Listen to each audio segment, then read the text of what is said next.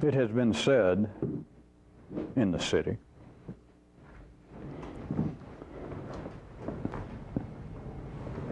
that perhaps the best way to teach men is as though you're not teaching them at all.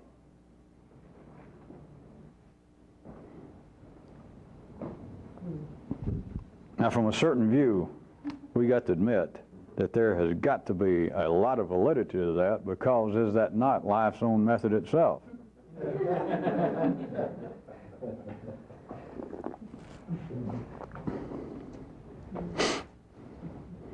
If life is teaching anything to humanity, I'm going to drift back and forth from city talk to revolutionary talk, and you just find your own way.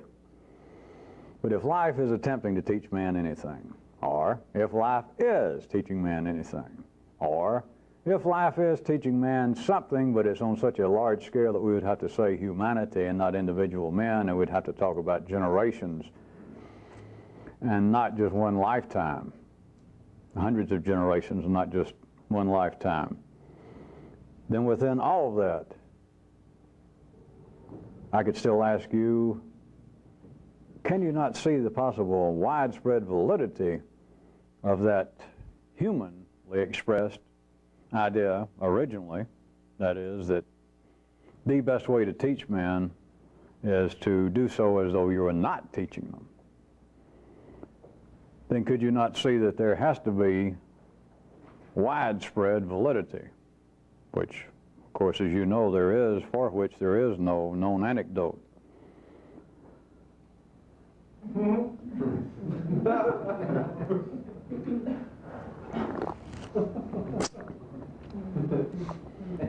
If this be, I was just thinking for the holidays, since we're there, for those of you who wonder, maybe we should all pitch in and buy me some new gestures. And so, I only seem to have two since we started doing taping. You know, it's this one, this way, and then that way. Well, and that one a little bit.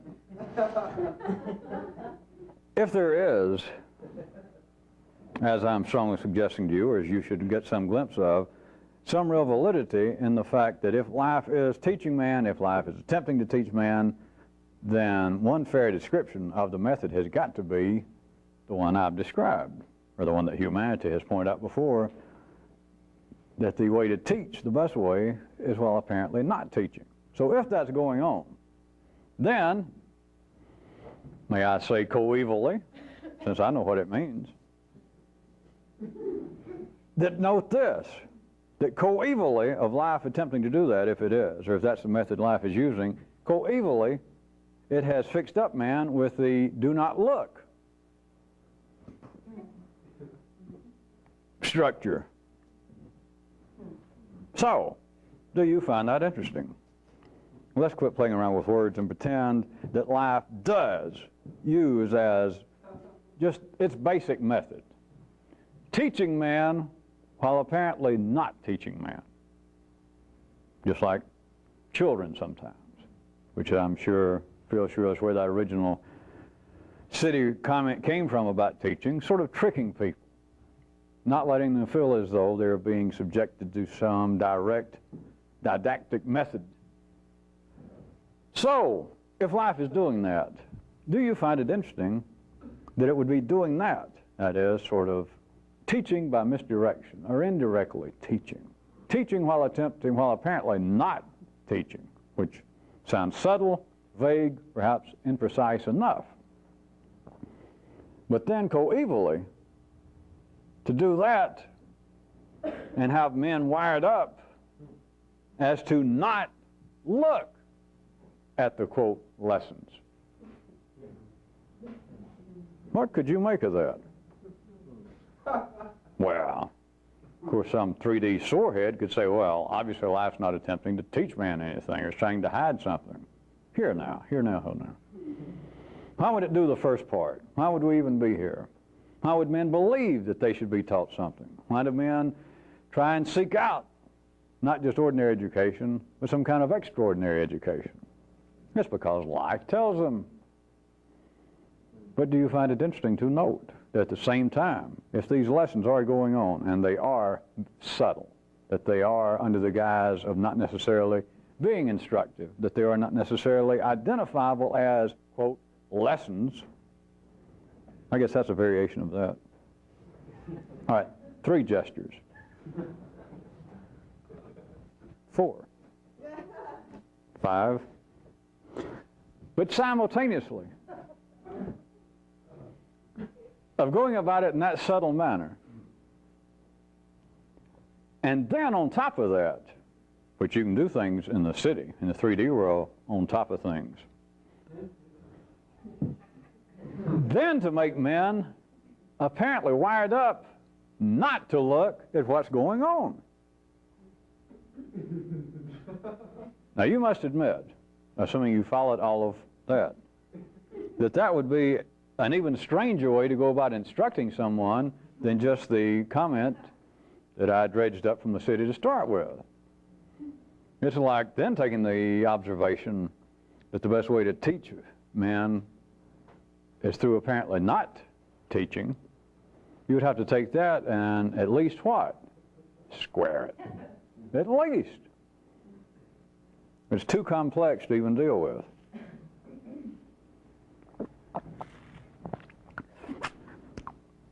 No, it's not. Maybe I can even make it more complex.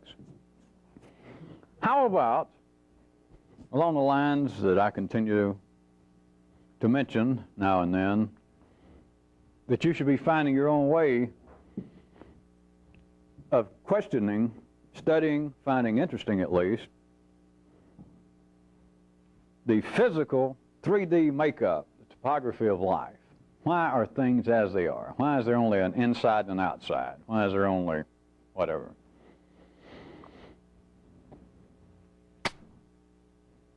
People do not look. We're wired up not to look.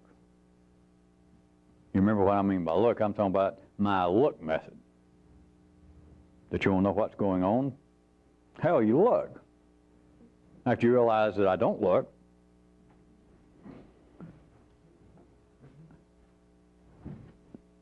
an example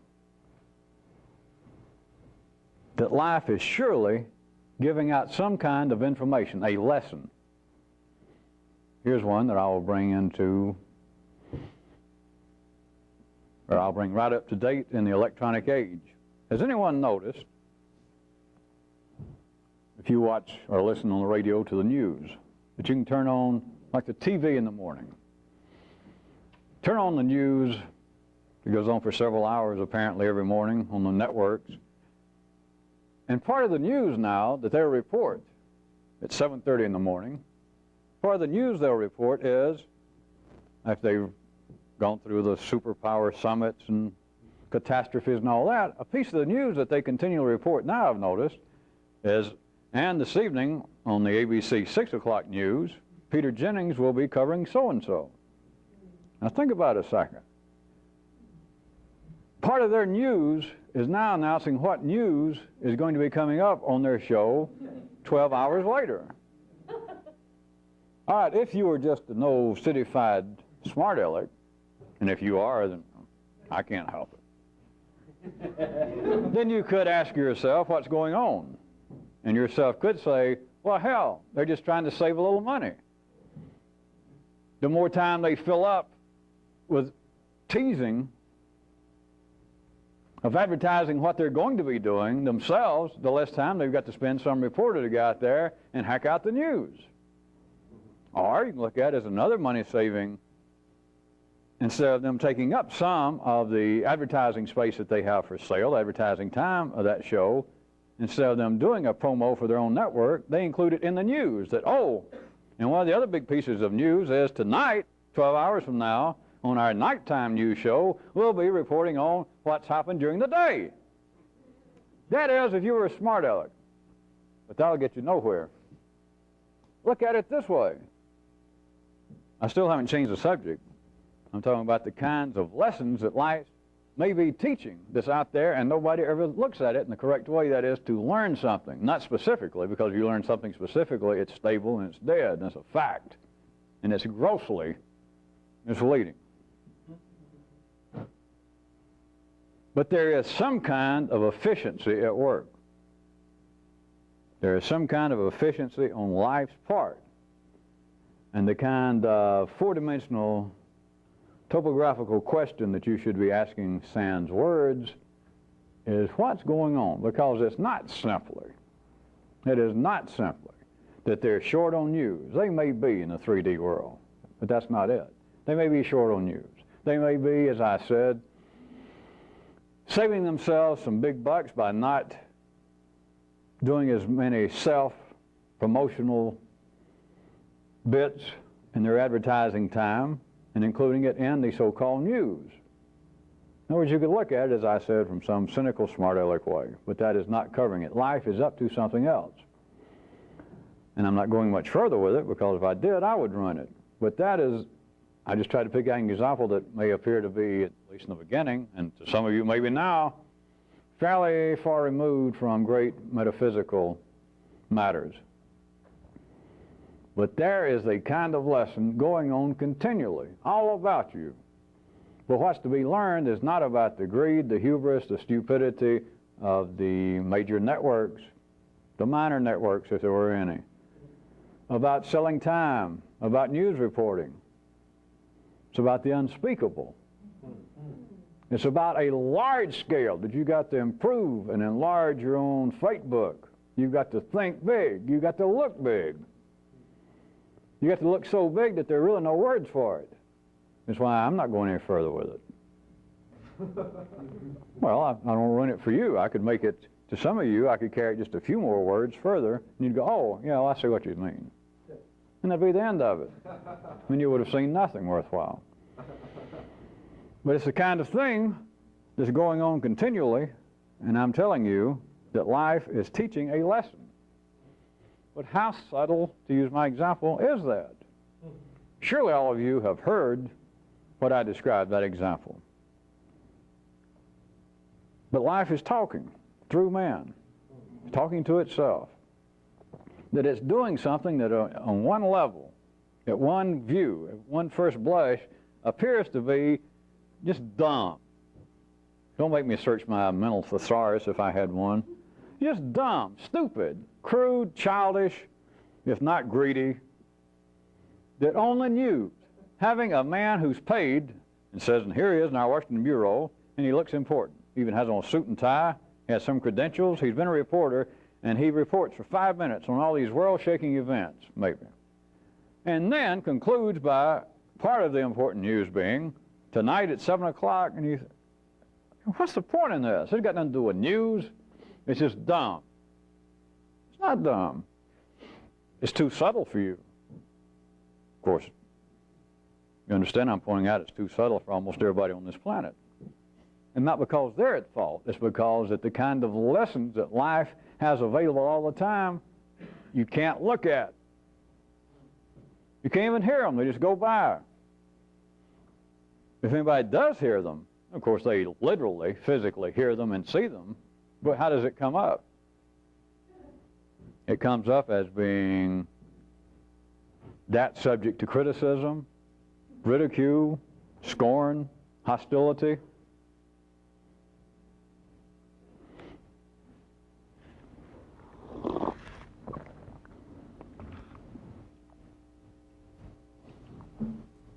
That the best way to teach men is as though you weren't teaching them anything.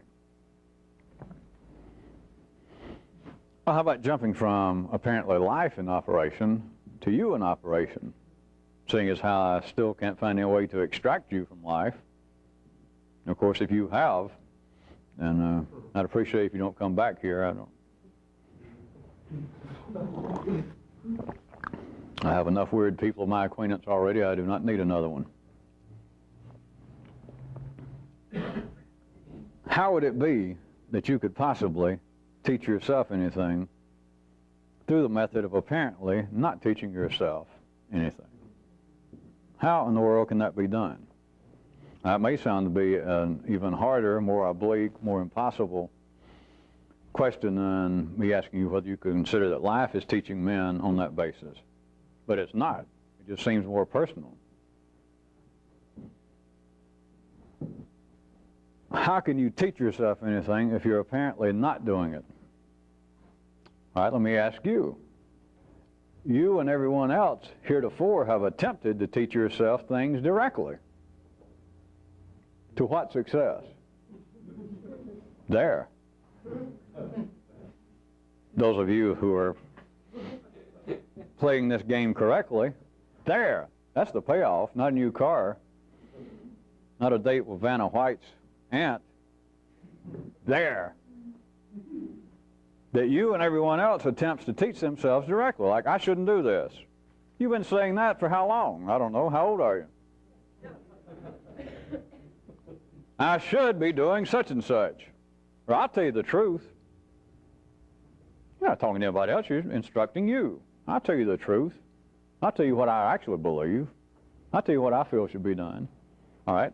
You've been doing all that to what success? What have you learned from such a method?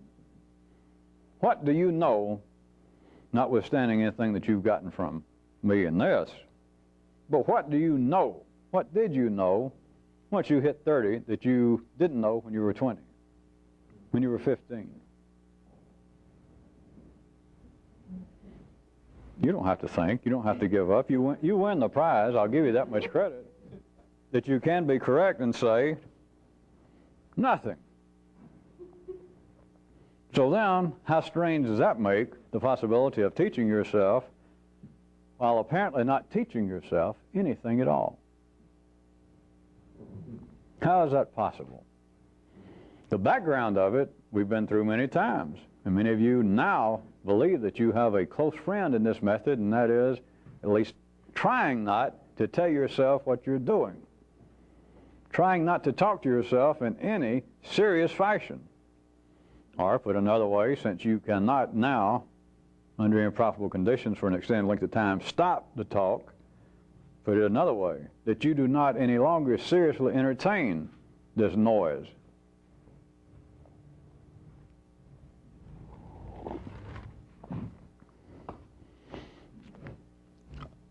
Carrying on with education, there are some kinds of knowledge and experience that can only be had, or at least can only, or most efficiently be gained, when one is off balance.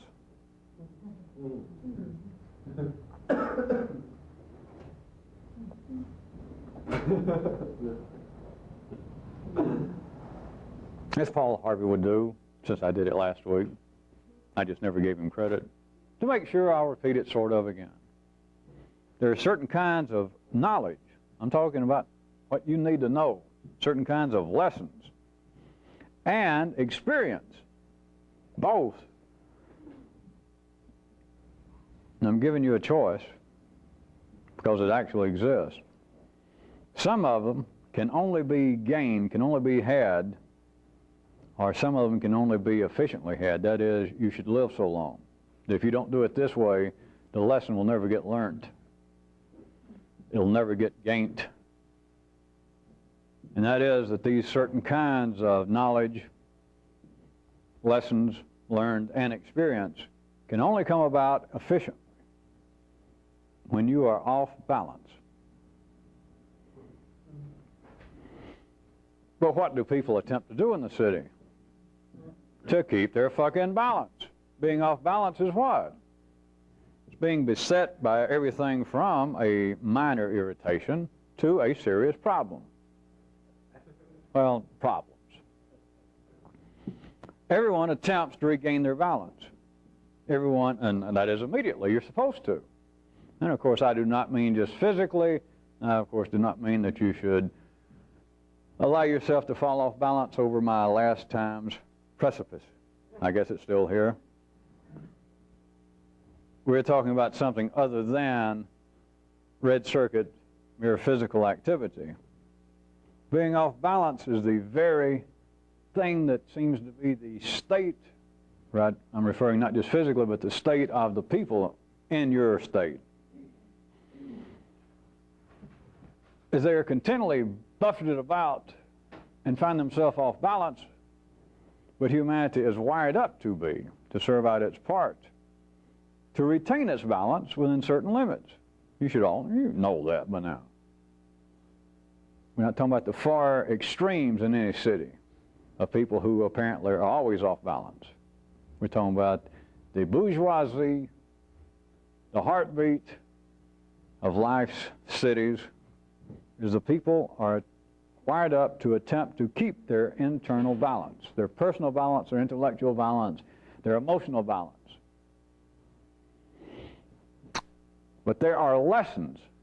There is specific knowledge that is not necessary, of course, for people in the city, and there are specific experiences that are only possible, or at least they're only efficiently possible, that you will only live long enough to get them when you're in a state of being off balance. I spent all that time, I assume you've already put together some inference that that means one thing, obviously, that you're making a mistake to immediately, with no further thought, without immediately trying in some way to deal with time, that is perhaps in some direction, and not be driven like a rat into a corner to immediately believe I have got to get my balance. But then beyond that, we've got two aspects of that, is you have got to learn to use that when it happens mechanically, and it happens to everybody. Everybody, everybody, everybody. You got no choice. If you're alive, you're knocked off balance all the time. Apparently being part of the bourgeoisie is to have that kind of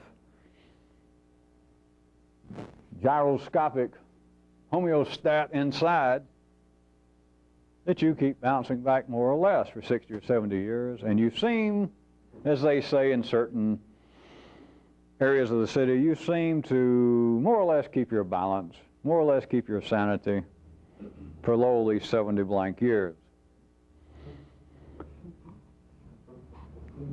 But to avail yourself of this kind of extraordinary knowledge, certain experience and lessons that you have got to have, first, you have got to be able to use it, being off balance, when it mechanically, automatically happens to you, which it does all the time. Little things daily, but then in everybody's life, once or twice a year, something really happens. You lose a job, you lose a girlfriend or boyfriend, somebody dies in your family, you wreck your car. All that stuff's going on all the time that seems to be a real off balance in the people. That is you, the masses in you. It's the kind of thing that, hey, it's not my fault. It's not something I walked into. I can't help it if somebody ran into my car. I can't help it if the company went bankrupt. I didn't plan it. It was a surprise. But here I am off balance. You have got to be able to learn to use that, or there are going to be lessons you will never learn. And you can stay here until I pick up all 15 gestures, if we live that long. And there'll be things that you will never learn. Beyond using that which happens to one and all of knocking you off balance, then, of course, on slow days, you got to be able to cause it.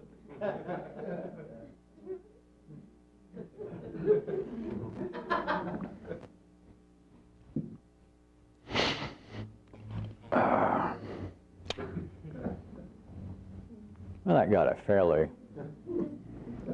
hearty wave of laughter, but I'll press on anyway. May I point out to you what might be the ultimate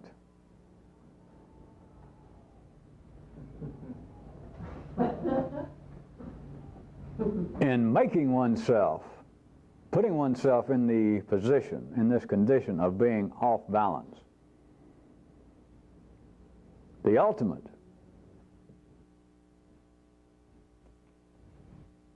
Periodically making yourself almost a stranger to yourself. You forgotten that one already? Yeah, I know they tried to. Yeah.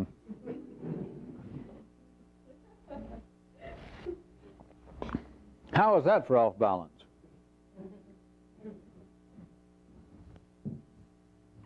I'd say it'd be a darn good job.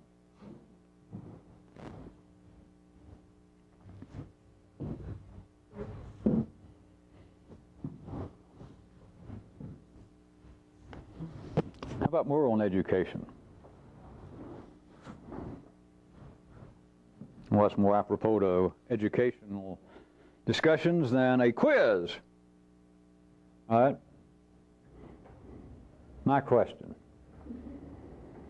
What in the ordinary affairs of the city can withstand purposeful ridicule?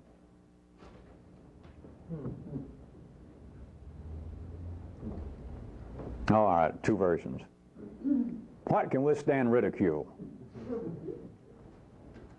Now the bit more complex, if not sophisticated. What in the ordinary affairs of city life can withstand, quote, purposeful, directed, controlled, but purposeful ridicule? I am fully aware that there did not seem to be any widespread moments of epiphany the last time, or the only time I ever mentioned this. But now may I refer you back to the yoo-hoo method, the yoo-hoo technique. What in you? First, let's ask in the city sense, just in the sense of anything that was wired into you, and then humanity. Expand the question to there. What can withstand ridicule? You give up? Nothing. Well, and I didn't say it couldn't survive it, but what can withstand it? Nothing. The proof being, if I got to give you people down proof, the proof being that everything in the world reacts to ridicule. Now, you can make fun, let us say, of the Catholic Church. Or you can make fun of the Republican Party. You can make fun of Mother Russia. And they certainly are going to survive you ridiculing them. But all you got to do is get the right conditions. It's hard for you to stick out your finger and not this at the whole Catholic Church. And it's real hard, I understand, to get close enough to the Pope to do it. But you do know what I'm saying, that all you've got to do is find somebody that feels as though the institution of whatever, the church, Republican Party, a country, that they are wired up to feel that kind of molecular chauvinism. And they will react to ridicule. They're supposed to. They will. Now, they may not strike you with a physical blow. They may not try to have you arrested. But nothing in the city, because everything in the city is serious. All right, everything in the city is two-dimensionally serious. Okay, everything in the city has got to hop back and forth on one foot to the other, and it can't stand to be pushed about, which is what ridicule is doing. It can stand while jumping from one foot to the other, wherever you catch it. It can stand being approved of, and it can stand being disapproved of, such as, I'm not a Catholic, I wouldn't be a Catholic, I'm Jew. I am a Buddhist. It can stand that. But it cannot withstand ridicule. Everything in the world, everything in the city that life takes serious, which in case you hadn't noticed, is just about everything except thou and moi. Everything else is going to react. That is, it cannot withstand, it cannot ignore ridicule. It will react. The yoo-hoo technique. Even as I was doing it, and even though I didn't really make an apology at the time, I simply pointed out, as I was cutting it short, that I was aware of the fact that it was not having much of an effect, or did not seem to be much of an exposition on anything.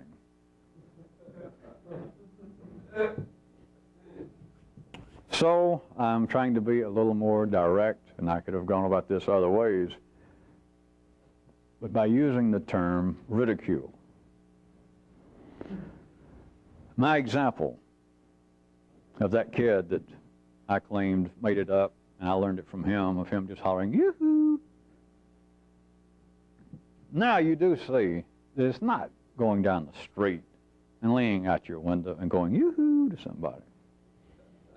Although if you're that perverse, that once you know how to do it, if you really want to torture humanity, that is,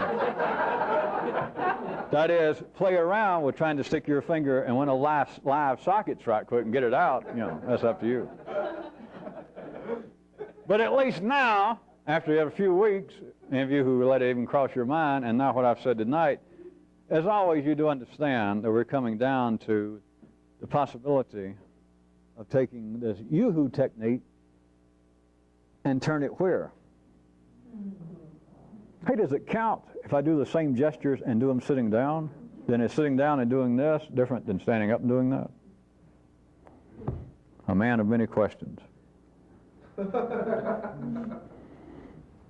Does anyone see a connection between the possibility of using purposeful ridicule on oneself and the question that I asked last subparagraph of how would it be possible at all that one could teach oneself, be instructing oneself, while apparently not doing so?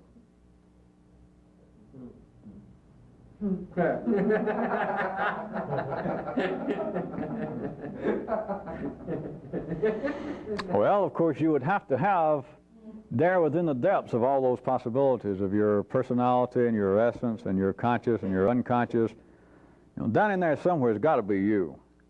So amongst all those we's, then you would have to have some me, not only capable of knowing how to purposefully ridicule other parts, but you would have to have at least one more me in there that could learn a lesson that apparently was no lesson at all. That is, there's somebody in essence going. So now we're back to my opening paragraph. Do you find it interesting that life is wired up in such a way that men, assuming life does teach lessons that apparently are not lessons, that coevally men are wired up not to be able to even see or to hear those lessons? So it'd be one thing, if you could only have one thing at a time in the 3D world, to have some part of you, some me in the we's that could go, yoo-hoo. Well, let's say that all of you go, well, yeah, I can dig that, I could do that, I can make fun of myself when I get overly pompous. Write that down, overly pompous.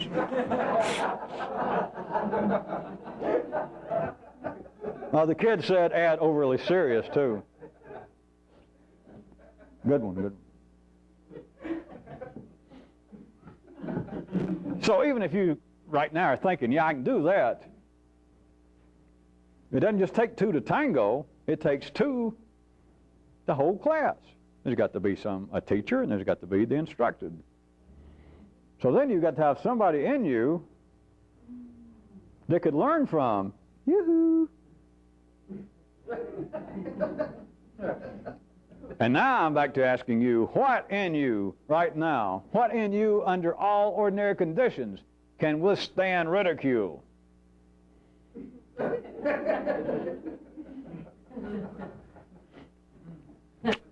And I heard a voice from the back of the city say, there got to be an easier way.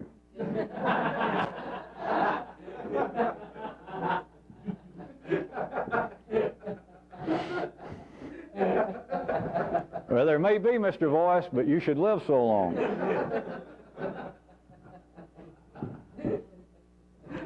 Try my methods and you could live either shorter or longer.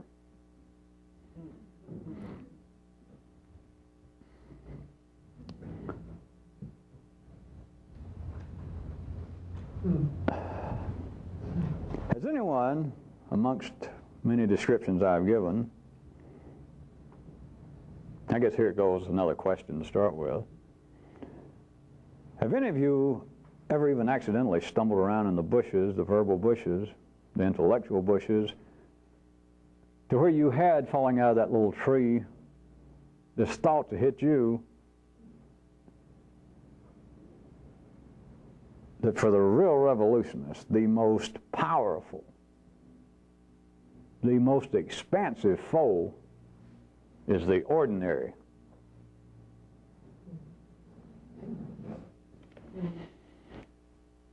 Now, people take foe in a multitude of ways, but I guess primarily, and at times I use it that way, foe is some sort of immediate adversary.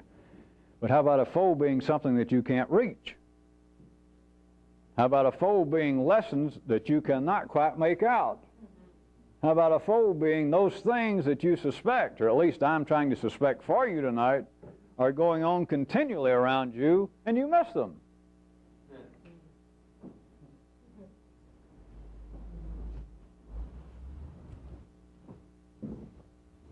So how might we describe the nature of that kind of foe? Well, I just did.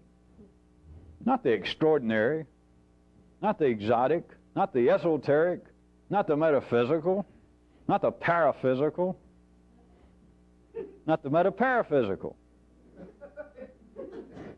The ordinary. What distracts you in life? Assuming things are going on that you could learn from that you don't. And we're going to have to right now abandon for the time being blaming life. I've already pointed out that that may be what's going on. You can't blame life for being so subtle, for using such methods. Oh, you can if you want to, but go to the back of the city. Get out there with them. You have got to realize, assuming that these lessons are going on in such a way that men are wired up not to realize that lessons are going on. Got to realize that men are wired up individually, you personally, to see only that which continually is broken down into the foreground and then all this irrelevant peripherals. And that you cannot, under ordinary circumstances, go around using the look method of continually surveying in a way in which what you're surveying, that is apparently so-called objective reality, apparently out there, is not broken down into foreground and the peripherals. That is C and D and then everything else. Then, given all that, that wasn't the end of a sentence, remember, given all that, then if you ask yourself, all right, if I've got to, or if I'm going to identify a culprit verbally, what is it going to be? It's not the extraordinary. It is not the fact that you get up every morning, or any morning, and decide, I am going to pursue this look method. I hear the validity of it. I realize that I constantly am just hypnotized by this and that's the nature of man. I realize that, but I also realize that when I'm in that condition, which is 99% of the time, then this kind of activity and everything that I have gained from this and everything that I seem to have learned as a lesson extraordinary is gone. It's as though I've forgotten it. So, I need to try and identify what keeps me in this position. All right? What keeps you there? Is it because some cousin of Halley's Comet flashes through your bedroom every morning?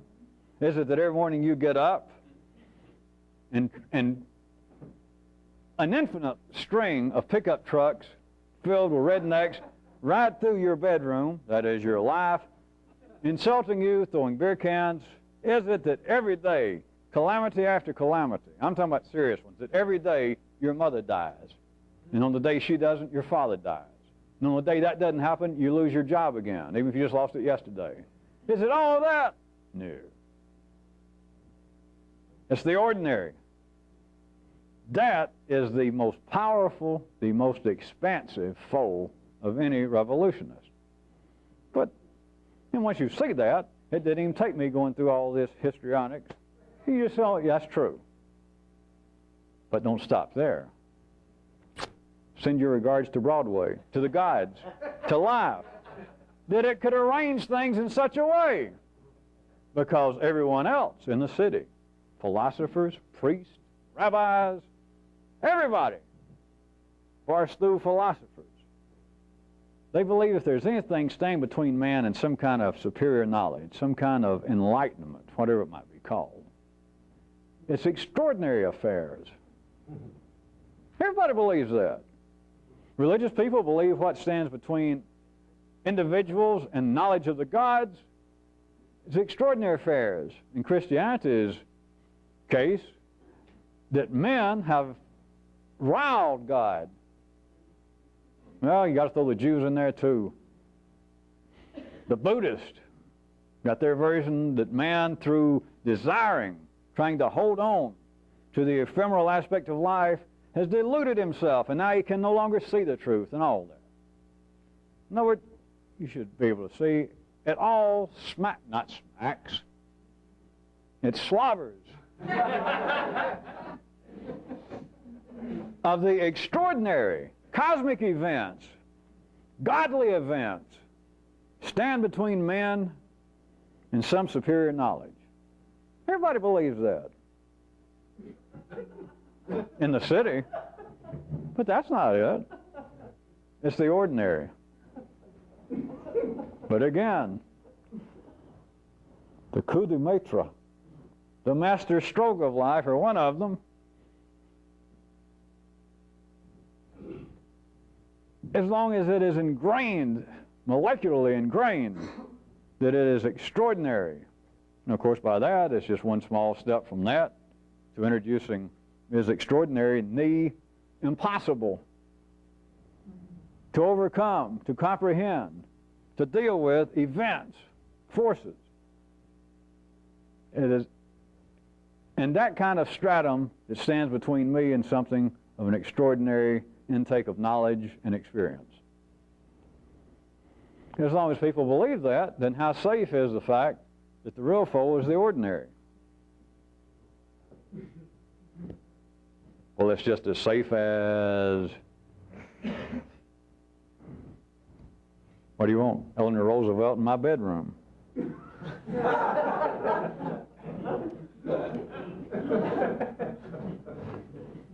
Just as safe as Ivan Boesky at a humility contest.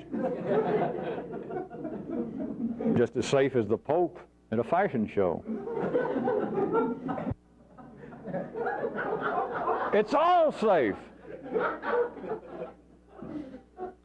As long as what we're dealing with has got to be extraordinary. And of course I'm staying here being halfway funny and making up these examples. But people do not analyze it this way in the city. It's just an accepted fact that there is a gulf, a cosmic, a metaphysical, a spiritual. And if they're not spiritual and metaphysical, then it's simply an impossible. An intellectually impossible gulf stands between man and understanding how life actually operates. Which, of course, as you know, between you and I, that's a goddamn lie. Because I, for one, there's at least one person on this planet right now that knows actually how life works. But it was not through some kind of breakthrough. It was not through scaling the heights of metaphysical knowledge. It was not through studying with somebody. It was not through piercing some kind of extraordinary veil. And it won't be with you. The foe is the ordinary. I'm not going to do any more gestures and make any more jokes about that. I'm just telling you, you knew that. You knew it had been coming to that. As I said, some of you may have kind of accidentally, like the good old story of the 1,000 chimpanzees with their IBMs and eventually typing out all the science of Shakespeare. That maybe some of you just sort of accidentally, it had that little piece of thoughtful fruit fall on your head.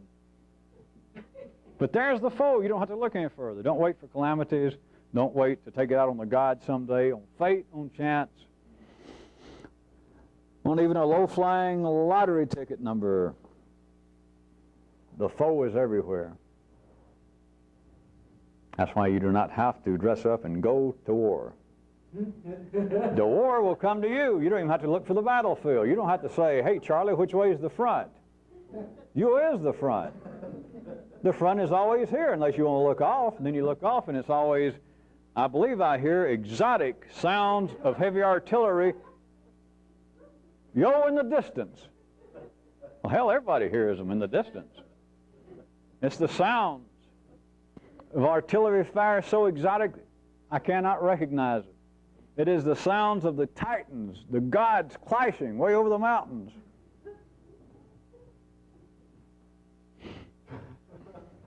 For those that would really stage a revolution, they know that's not true. The noise of the battle is right here. It's not out there.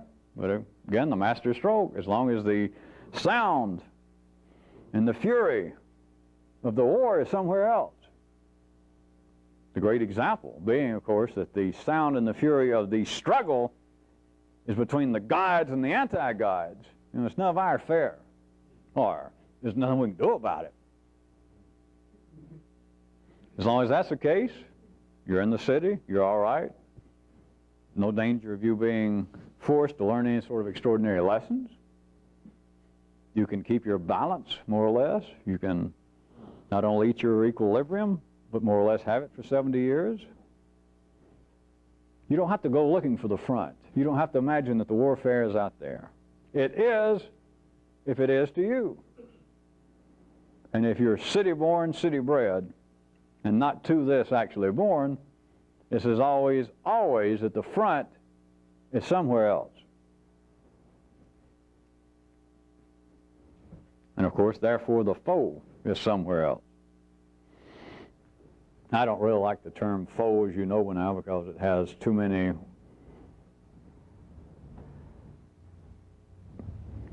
religious connotations. It's been used so long, but I think by now you people know what I intend by it, since I have dragged in my own picturization over the last few months of the city and the revolution. It seems to be the resistance to what you're doing. It seems to be the ignorance. It seems to be the lack of proper experience. That kind of foe, what I'm pointing out, is not extraordinary. And that's part of the beautiful arrangement that life has, for whatever reasons I'm not going into, since we're about to run out of tape and I'm about to go to the bathroom while we change it, as to why things are arranged this way. But everybody, let's assume, or I'm telling you, I'm not telling you everything I know, everybody except me and maybe a couple other people on this planet at any given time understand fully, see fully that the so-called foe, the struggle, the battlefield, is the ordinary. And everything is wired up, everything is arranged in the city to say otherwise. And that's, of course, an understatement as always. It is otherwise. Who's going to spend their life, who's going to waste their life struggling with the fucking ordinary? Not us, right?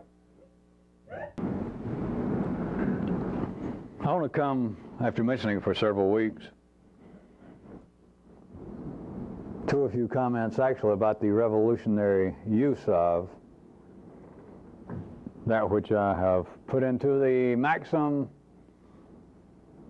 that is truly a revolutionary maxim. It's got nothing to do with the city, and that is, if it ain't fixed, don't break it.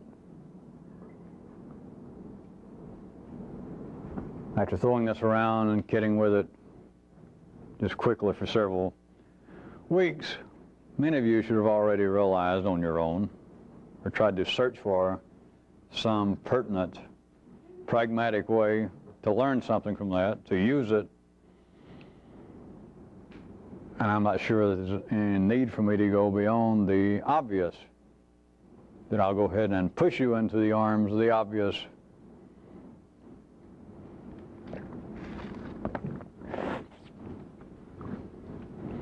Unless something apparently is stable, unless it is all fixed up, unless it is on course, on balance, to a revolutionist, why would he bother to fool with it? Why would he attempt to break it?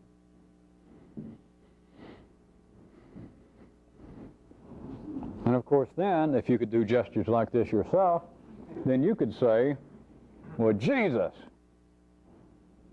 Of course, I don't know why you have to talk like that, but Jesus. Even beyond all this strange,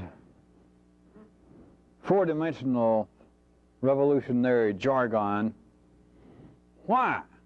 Why would anybody want to break something in their life that was fixed?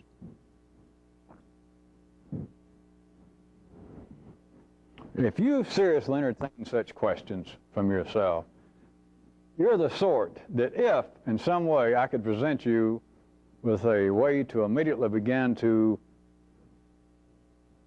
make yourself almost a stranger to yourself, you're the sort that would, as soon as you got a glimpse and a whiff of it, you'd go, Jesus. See, there you go again. No, no thanks. No, this has been fine, and I intend to press on, but not along that line.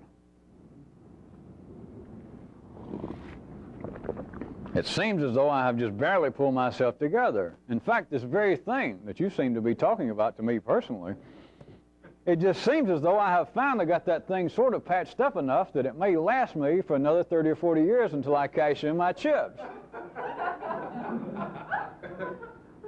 And you're in some way, surely allegorically, but I don't even like it on that basis. You're saying, if it ain't fixed, don't break it. Why else would you attempt to break it? If it seems to already be unbalanced, if it already appears to be imperfect, if it already appears to be giving you problems, what are you going to do with it?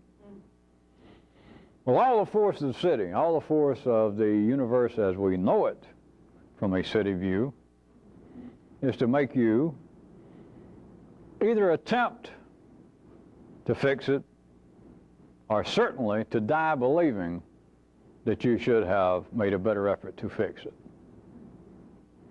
So you could say that to varying degrees, to say the least, the entire spectrum of possible human experience,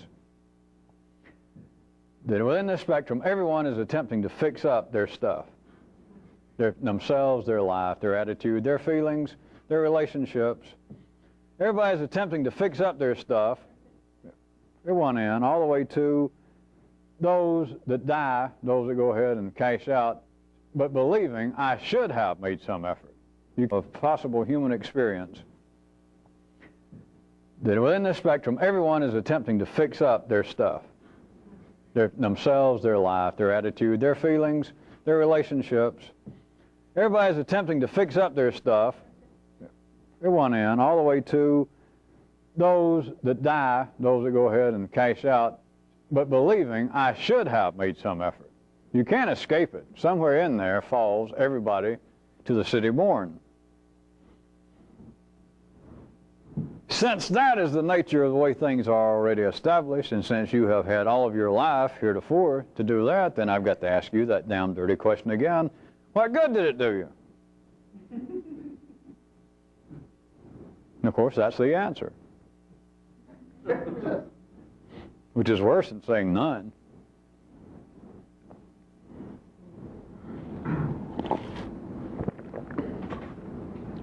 So what would be the other immediately, or I might suggest to you the other immediate possibility? Take all those things apparently that are fixed and break those bastards.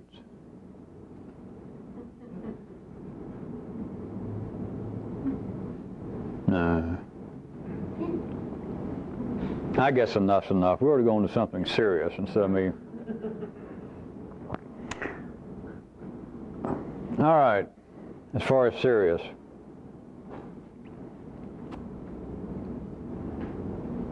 Since some of you seem to like the kind of little inside tidbits, I guess all rabbis and priests seem to pull it on the congregation at one time or the other, such as, well, here's a little sermon that I had planned several weeks back, and then little Johnny knocked his oatmeal over on it just before we had service that day, and I couldn't read my own writing. That kind of story. A dog ate it. It blew out the window. Or if we get further into the certain parts of the city, like the Southern Baptists, I guess a man could say, I had in mind preaching this sermon, and then the Lord talked to me right before we started 2 weeks ago, and he put another sermon on my heart. That kind of stuff. At any rate, whatever all that meant, it was a preface of sorts.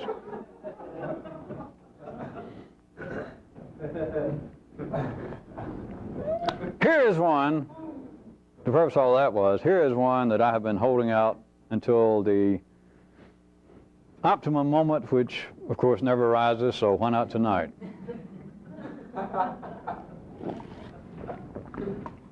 But correctly, not truthfully, correctly, I'm just hinting, suggesting to you this might be the most cogent piece of data for the year, if you can hear it. And we'll see how it goes, whether I stay with it or not. And that is this. Even I tremble to bring this up. But the more I talk like this, see, I can get some of you distracted so that if you were to hear something that was potentially dangerous or where are you going to?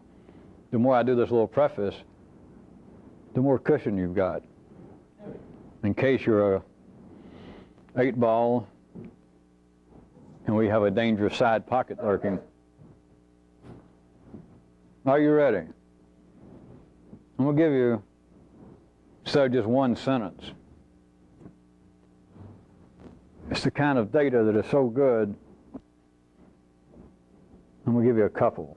I'm going to kind of turn it into a little series. But there's really just one piece of heart-stopping data if you ever see it.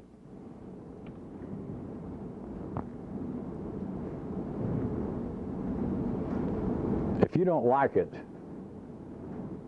you can't believe it.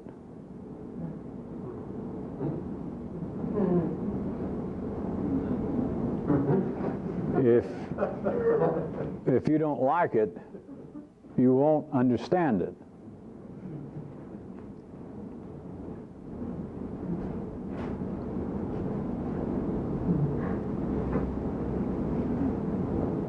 The words are simple enough. But what the hell does that mean, if anything? It can't be true, can it? I'm not talking about people in the city. I'm not talking about you. I'm just talking about it. It can't be true, could it? Yeah, it is. If you don't like it, you can't believe it.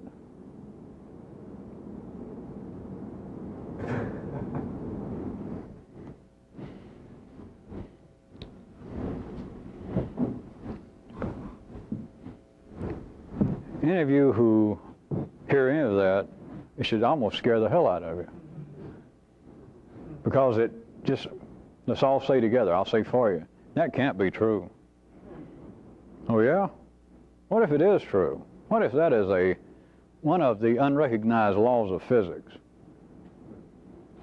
That if you don't like it, let's quit playing around with words. You just hear something and you don't like it. You can't believe it. Still, let's don't play around with words. What if it's fucking true? What if it's worse than that? What if it's correct? But you hear it and you don't like it. That doesn't scare you to death? Not just from me, that's bad enough. We've gotten life from strangers. From the drunken redneck going by in the pickup truck. To life itself, speaking in a bigger tongue. What if it's true? What if it's correct? You hear it, you see it, and you don't like it, you can't believe it. And what I'm telling you, what if it is the thing? What if it's the linchpin that you need to know? What if it's the lesson that you've been waiting for? What if it's the piece of information that would perfect your data in general? And what if? Forget all these ideas of the gods are looking after me, or in some way I was born under a good sign, or at least I was born under Albert King's guitar case, and this will all work out. What if bullshit on all that? What if what I'm telling you is a fact, an inescapable fact, that if you don't like it, you can't believe it?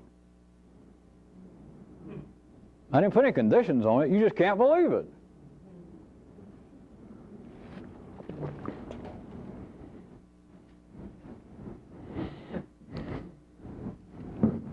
Or its twin brother, if you don't like it, you won't understand it. But I gave you enough of the first part. What if that is true? What if that is correct? In the city, out of the city. Now, ordinary consciousness is wired up in such a way that that is, that unique aspect of man that we call consciousness, believes, of course it's beyond belief, but believes that knowledge, without any analyzation, but that knowledge is singular. Knowledge is not subject to the same kinds of laws that govern that that govern people tripping, and the elasticity of certain elements. That knowledge is something that exists.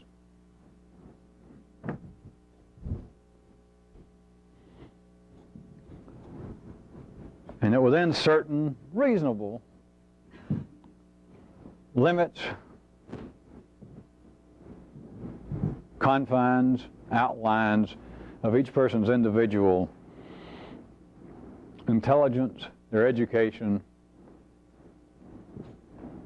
that you can approach the truth closer and closer, that you have the ability to hear more and more of the truth about things, about specific things, about your profession, based upon your experience and continuing education, about life in general, based upon your increasing wisdom throughout the years, throughout your attempts to be more perceptive. What if I'm telling you that is absolute, as part of the beautiful masterstroke again, that is just bullshit? That if you don't like what you hear, if you don't like it, you can't believe it. Period. Finally.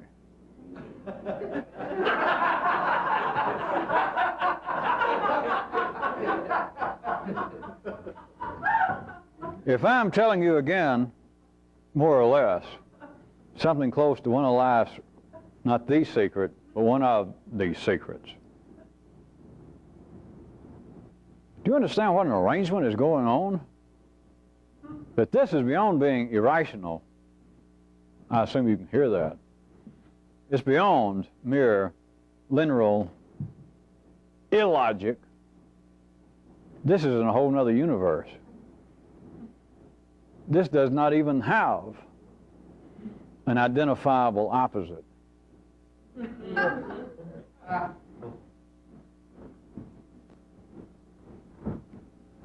It is the masterstroke, or at least one of the masterstrokes of masterstrokes. Because it, even at a right angle, as I said, it's not just diametrically. It's not just anticipatively opposed. It's off in another direction. You can't even see its opposite. You can't even hear that this is impossible. You can't even hear that it's possible. That if you don't like it, you can't believe it. That has taken away all of the foundation that there is something objective to knowledge.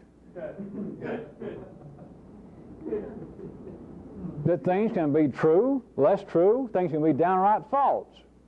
It has taken all of that away. The basis of it, it's taken the whole out of the donut. There is nothing left. If it be correct, what I've told you, that if you don't like it, you can't believe it.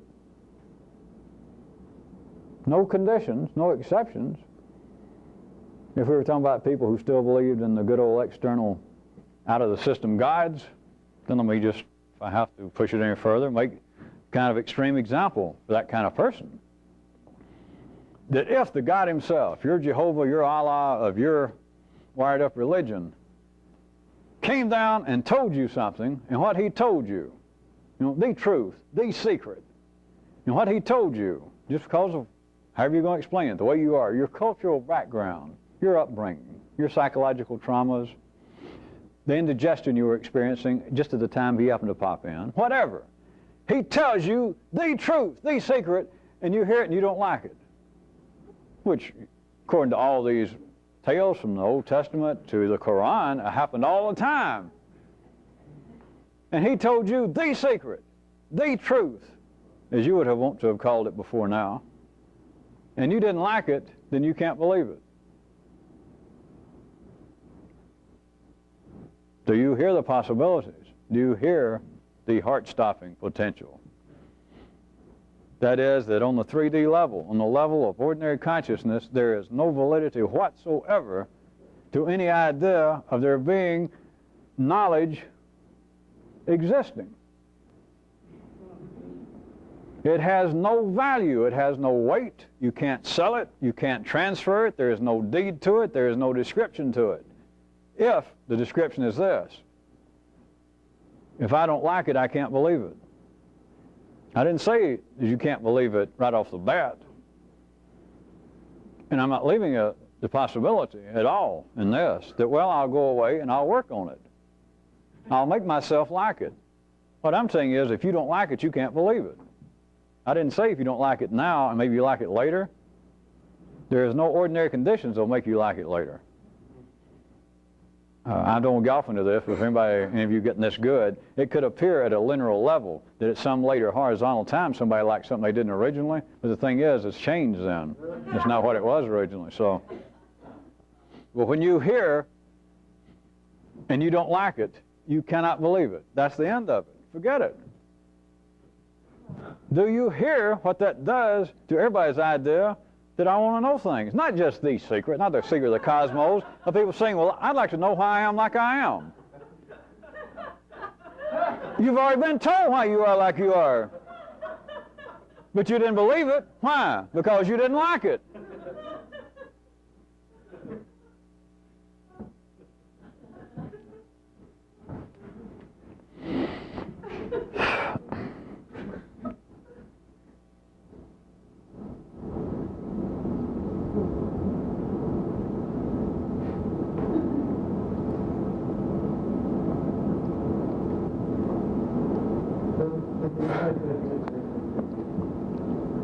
I think I better leave it, but I'll ask you a final hint. Can you perceive the possibility that the entire basis of so-called knowledge and ignorance is simply a case, as I was mentioning last time, of misdiagnosis? All right. Extreme case of a misnomer.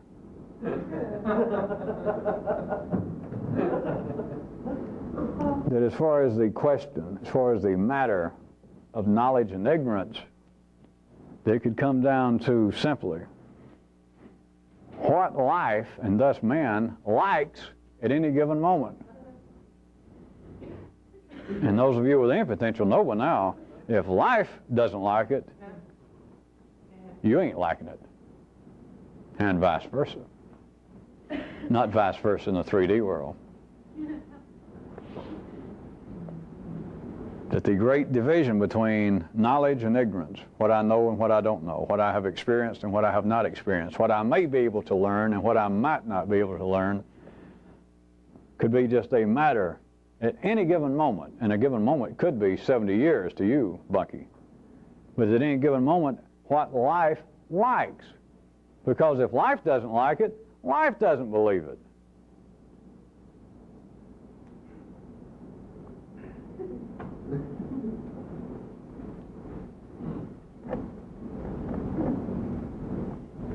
Anyone in the city listening to these tapes that still believe that I'm using life as a euphemism for God or Allah or Jehovah or somebody, and that all the gods, as per the definition of the gods, have got to know what they're doing, they've got to be certain of what they're doing, they made it all, they know it all, they went poof away from them and did it, and so everything that's there is from their creative spirit, or whatever the term currently in vogue is. And there are the lessons again. Sometimes I just give the shorthand and point out that life will try anything once. Because if you've ever heard of it, life tried it. Life thought about it. But life does not know in the sense that you think 3D knowledge is a certainty. I've never used this example.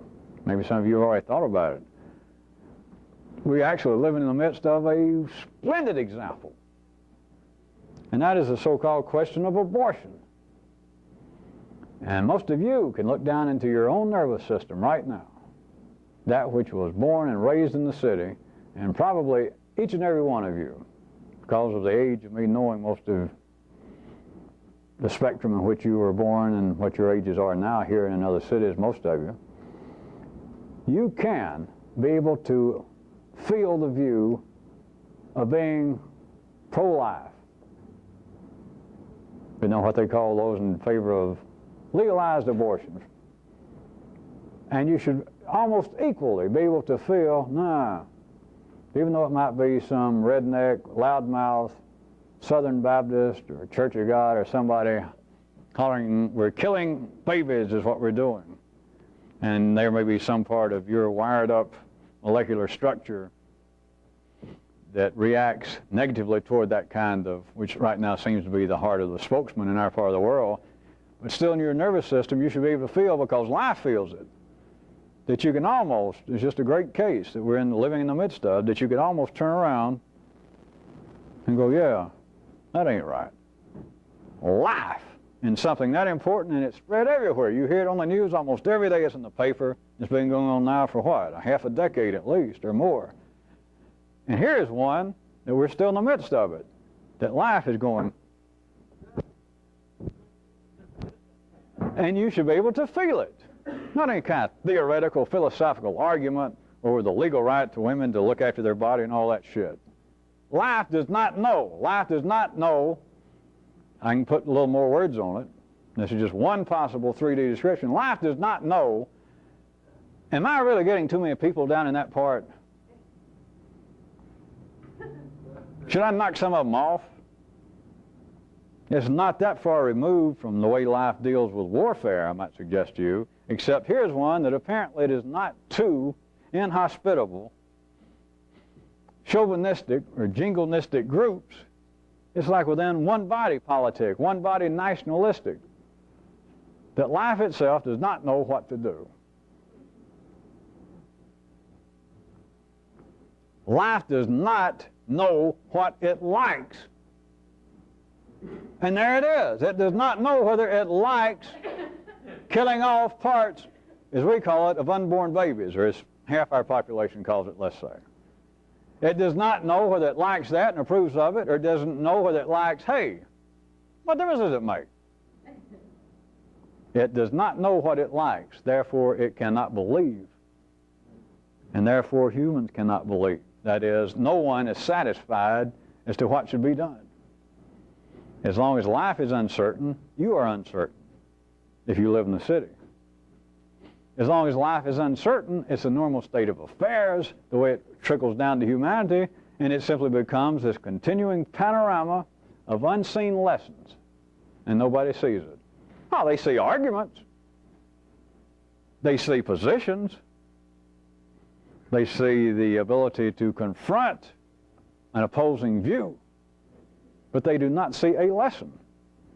And binary consciousness can never see this kind of lesson, that is, to wit, the kind of lesson that I can point out to you, if you could hear any of it, that life itself right now doesn't know what it likes. And so humans can't. I don't care who they are. Medical professionals, philosophers, priests, rabbis, the woman next door, no one. If life is not satisfied, humanity is not satisfied. If you don't like it, you can't believe it.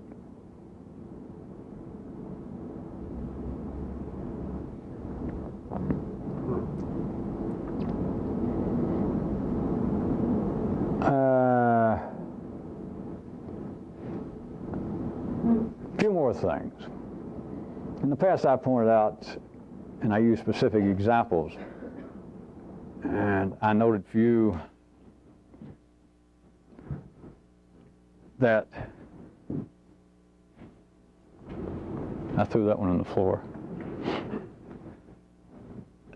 That every time you feel hostile, every time you feel critical of somebody, that you would be well within your rights. It would be a quite useful method to assume that secret power is somewhere.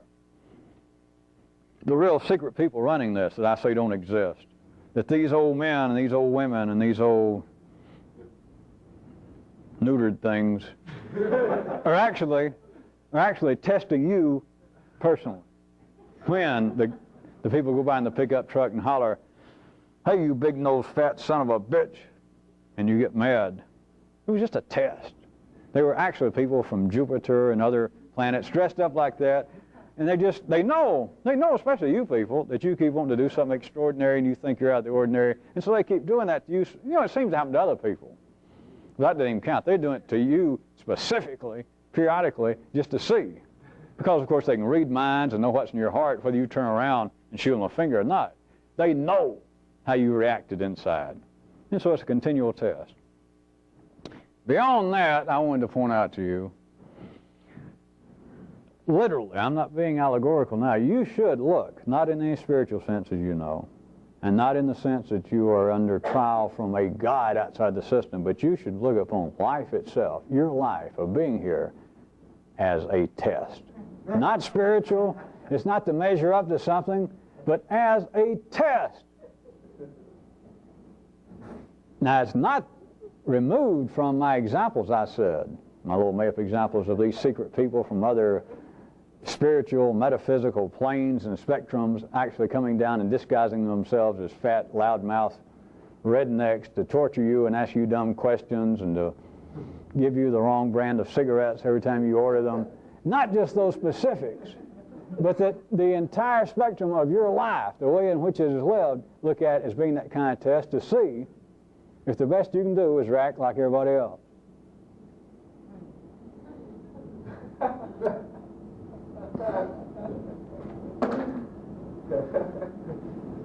You can be assured that everything life does, everything that happens in your life, life had some reason for it, even if it was just an experiment, even if it was just a one-shot deal. So if you smirk, if you criticize, if you get angry at it, you're just proving once again your ineptness. You're proving once again your commonness. You're proving once again that you're fighting to stay on balance. You're proving once again that you're just as common as duck shit. Red clay, spit on the New York sidewalk, sincerity in the hearts of all those who live in California, and the clean living examples that is being set for us one and all from Miami, Florida. That's what you're proving.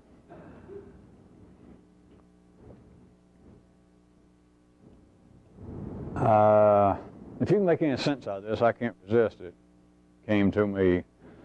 You could look upon life in a certain way.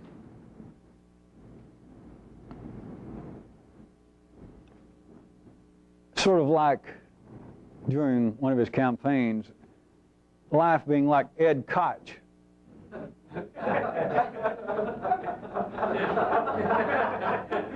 And it's checking itself out continually through man by asking, how am I doing? It is asking that through the life of humanity. And then it's answering itself. It's keeping its own balance. It hops back and forth. But there's a way in which you could see every aspect of the flow of city life, horizontal existence of humanity, is as though life being good old Ed hollering, how am I doing? How am I doing? And yet down there in the midst, you're like some of the people standing there on the street, standing there on the Lower East Side and spit and garbage, and it's like the mayor in his candidacy says, how am I doing? And at least in your heart, you go, how am I doing? You dumb bastard, look at me stepping in shit and piss and look at the garbage on the sidewalks and look at the rapes and the murders. There is humanity talking to life. Why don't somebody straighten out this thing? It's a test, not a spiritual test. It's a goddamn straightforward test to see how dumb you are. To see if you would stand there while somebody, in a sense, ridiculing you, like a politician saying, how am I doing? How am I doing? And he knows how you're doing. He knows as far as you're concerned, life sucks. That's why he's a politician and you're not. That's why he's standing up in the back of a Cadillac convertible and you're standing up there and your feet stuck with spit and chewing gum and garbage. And him saying, how am I doing? He knows what you think. Life knows what you think. But it's like it continually gives you the chance to say, how am I doing? And you continually go, and it's just laughing at you. Well, it gives you the test, but you always fail. I'm sorry, that is, you always pass.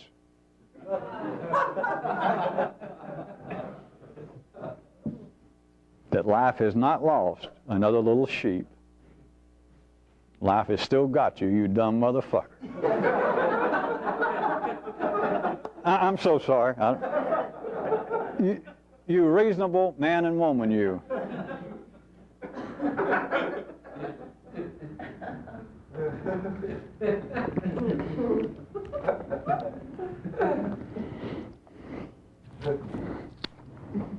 I think I'll conclude with the following area.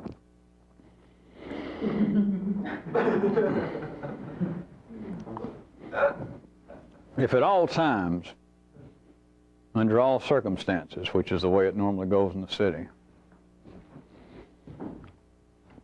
if you insist on trying to extract some ordinary form of justice regarding other people, you're not only going to miss getting justice, you're going to ultimately miss learning how to be four-dimensionally fair, correct.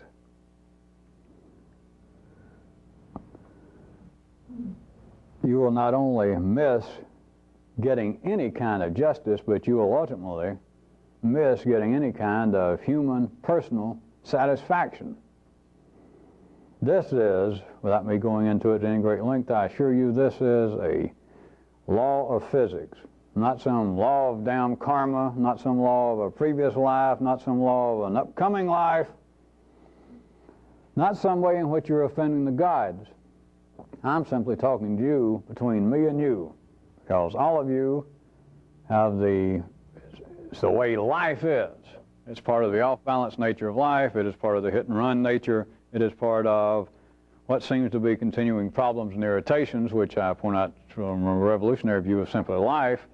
But if you're feeling like that your parents mistreated you, if not that, somebody else has mistreated you back in your past. If not way back in your past, 6 months ago, even here in the group, somebody that you had a relationship with broke it up, and you felt as though I have been mistreated. It is part of being alive to feel as though. Now, I don't want to stretch this too far for you to think that I'm just talking about things that going out there with everybody else, because you're still subject to it. If you're alive, you're subject to it. If you're breathing, that by any means that you can seem to muster, there is a call for justice. And there seems to be, without any doubt, an obvious way that the other people should be treated. The other person, the other people. But it's really getting down normally. What I'm going to hint at most strongly is like a one-on-one relation, as they call it in California and some other civilized places as well. That I have got to extract justice. There's just no question about it. That is the way life is wired up. It is part of the movement of energy. It is part of staying off balance. It is a part of the breathing mechanism of humanity within the bosom of life itself. And there can apparently be conditions such that the atmospheric pressure surrounding you gives no breathing room. That I have been treated in such a way that justice has got to be done. That is, I have no choice but to act like I'm acting toward another person. Until justice is done, until I'm satisfied, until they holler, "Whoa, give me a break." Until they go, "Wow, I wish I hadn't done that." Until in some way, even if I don't know what I'm doing, I can apply some kind of pressure and they'll suffer over it. Justice has got to be done. If you attempt to extract justice by any means, known to man on this planet, and all those methods, by the way, I'm not saying there's no exception, there's no other level to this, but justice as is known, fairness as is known, is a city concept. It is binary in nature. So to take whatever form it takes, in whatever locale, whatever the situation, if you allow yourself to be bound by that most human, inescapable, in the city sense, desire for justice, which life needs. Revenge is sweet, if you want to call it that. It's the kind of sugar that life obviously needs big doses of. If you can't see that, You are blind as a fill in the blank. But if you attempt to extract justice, if you insist upon it, you're not only going to miss any sense of justice, you're going to cut yourself off from human satisfaction. You're going to cut yourself off from the potential of real satisfaction. And I am at least hinting to you the satisfaction that is possible and becoming freed from that forced desire to believe that justice should be done, that there is some imbalance, there is some injustice to be rectified, and that you really have got little choice. It's just fair. Just fair is fair. I have been mistreated, other people got to pay, those that caused it. That is the sense of justice. I am telling you that there is a way in which if you push this far enough, which doesn't take much, you are doing less than any revolutionist should be doing. And I am not going to wrap this up with any inspiring, flag-waving, pseudo-spiritual message about forgive, about how the gods love it. You're an idiot if you think that. If you really believed in the gods to say that they love forgiveness, you are really blind. Just look at life. They obviously love something else more. That is, life obviously needs something more than so-called forgiveness. But the master stroke again is, like all things being misdiagnosed, as I was hinting last time, that everybody says, everybody agrees that forgiveness is preferable. Forgiveness is what the gods want us to do. Forgiveness is the more humane, the more intelligent thing to do. You got to be blind. That is, you got to go along with city thinking. That is not what is most required in life. What's most required in life is to be on edge, to feel that you should be an avenger, to feel abused, to seek out what seems to be justice. But I am telling you that that is probably, in all instances, I'm trying to ease up on you at the end, is probably much less than any revolutionist should be doing. Not to please the gods, not to please some imaginary city religion. I am simply telling you that you are not only not going to get justice, you're not going to get any satisfaction, and you can be cutting yourself off from what amounts to a cure, a satisfactory treatment, at the very least, for your immediate craving, for your immediate infliction of wanting justice.